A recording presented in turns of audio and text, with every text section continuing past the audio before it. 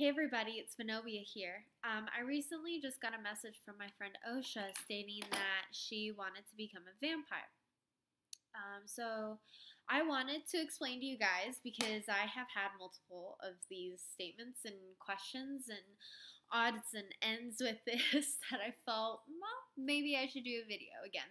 So since the last one went pretty well, here's my video. So you want to be a vampire.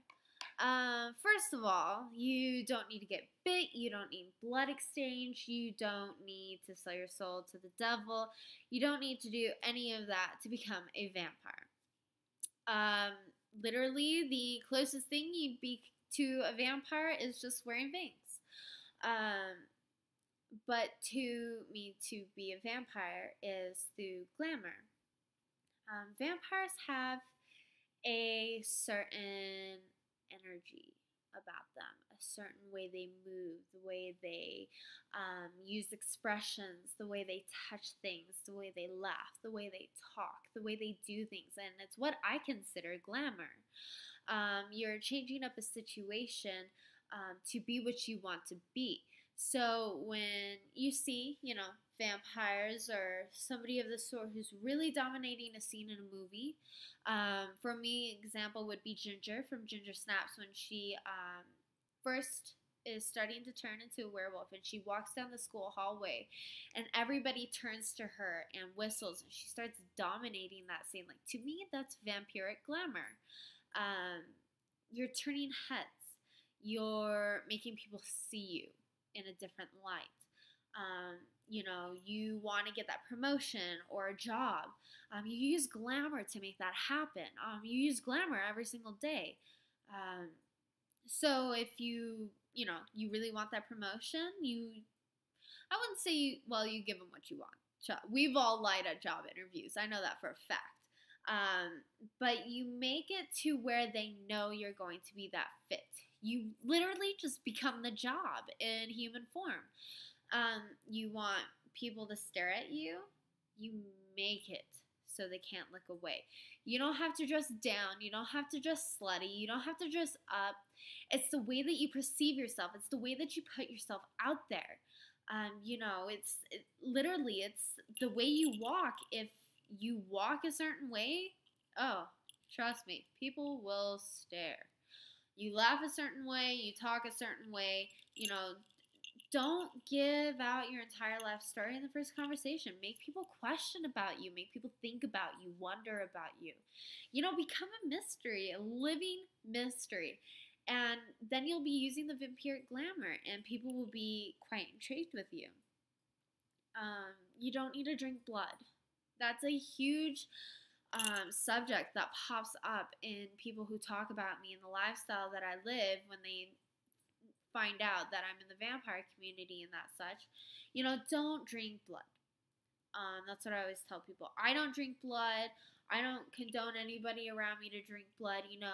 If I know somebody who drinks blood, they're old enough to make their own decisions, but I try not to involve myself, especially if they're drinking blood in front of me. Like, I just don't condone it like that, because from what I've seen in the community is they do it unethically, they do it really dangerously. They find random people on the internet, people they don't even know. Some of them get them tested, but to me that's not even 100% secure, because some STDs and STIs lay dormant. What if you get a test and like 3 months later you decide you really want to become somebody's black swan, and all of a sudden that virus is on dormant? You just infected somebody. It's that dangerous. Like, I literally think it's more dangerous than a crime, because you just don't know. It's like it is a silent killer, actually.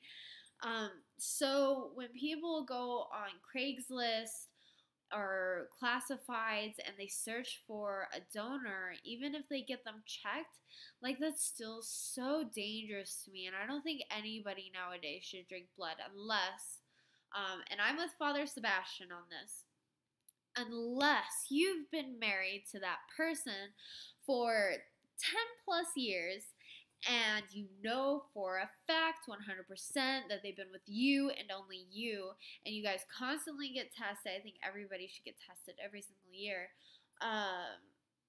And you know you both don't have anything, like, that's okay. You know, if you guys are gonna stay married for a really long time, there's not really a risk in that factor.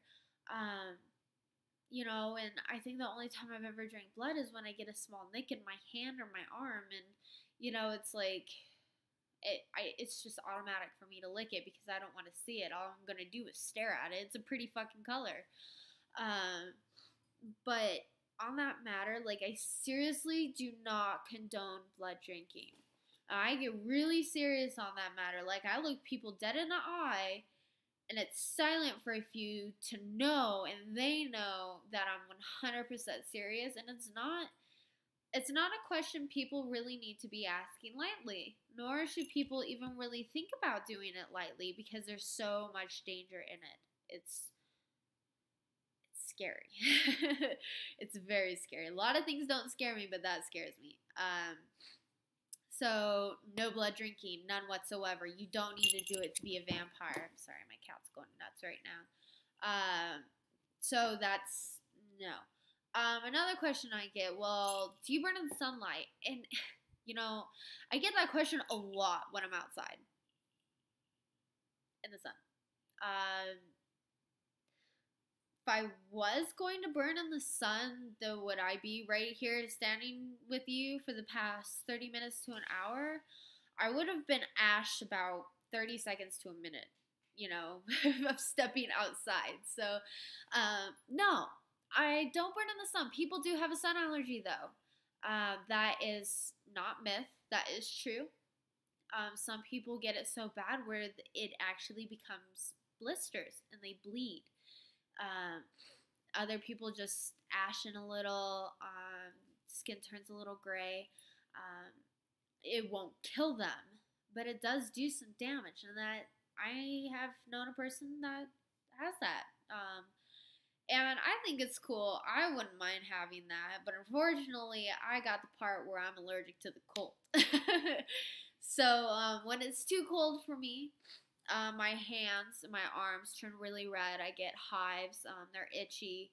So I sleep under a heat blanket all year round, 24/7, because I don't have a lot of body heat anyways. So it helps me. Honestly, it helps me out quite a bit. So yeah, that's that. No, I don't need to burn into the sun if I'm a vampire. And actually, some people within the vampire community are quite tan. They love the sun. They love it. I know it feels good. I would love to lay in the sun and not get a tan. I love my pale skin too much, but the sun does feel good. And a lot of people enjoy that matter. They like to go to the beach, you know, hang out in the sun, get tans. You know, they're normal people. They just live the vampiric lifestyle. And people would never know because of it. So, no, you don't need to burn in the sun. Crucifixes, crosses, holy water, sacred land, all of that, that's just folklore, superstition, myths from Eastern Europe. That's not something that really pertains to the vampiric lifestyle now. But some people actually believe that they would burn or do something if they touched it or walked on sacred land or got touched by holy water. Like, it's water that's blessed. That's all it is. You know, some people make out holy water to be some godly thing from a sacred fountain underneath the earth. You know, it's just blessed water. It just has holy, which I know I get really distant with if a thing has holy involved in it. But that's all it is. Even in witchcraft, we have blessed water, which is pretty much the same thing as holy water. It's blessed by priest, priestess. It's blessed by a father, a preacher, or a priest. It's just same thing, different religion, different gods, but it's practically the same thing.